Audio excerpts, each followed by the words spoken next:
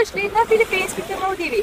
Наричан Малдивите на Филипините, Манджо Ют White Sand Bar е вълшебно място, което впечатлява с плитките си кристално чисти тюркоазени води. Разположен на около 15 минути път с лодка от брега на град Баис в провинцията Негрос Ориентал в Филипините, тази пясъчна ивица се разкрива като истински рай само по време на отлив. Известна със своята девствена природа, пясъчната ивица обхваща около 600 хектара, включително и частите, които се намират под вода. Тръгнахме в 6 сутринта от Домагете, като пътуването с кола продължи около час и половина. Целта беше да пристигнем възможно най-рано и да избегнем тълпите от посетители, които също търсят това спокойствие. Пристигнахме на пристанището Манджо Ют, откъдето се качихме и на традиционна лодка на име Банка Боут. Вероятно това беше и най-голямата лодка от този вид, с която направихме еднодневна екскурзия тук на Филипините през последните 2 месеца. Цялата красота на Манджо Ют White Sand Bar се разкрива по време на отлив. Пясъчната ивица от финно-бял пясък може да достигне до 7 км дължина при най-силен отлив. Ивицата е оградена от тюркоазените кристално чисти води на морето Висая. Това райско кътче предлага идеални условия за плуване, гмуркане с шнорхел или просто почивка под топлите слънчеви лъчи. Преди пандемията тук е имало няколко дървени къщи на колове, които е можело да бъдат наети за дневен престой. За съжаление, миналата година са били унищожени от тайфун и все още не са реновирани. Въпреки това, Манджо Ют White Sand Bar остава една от основните атракции в провинцията и продължава да предлага незабравими преживявания за всеки посетител.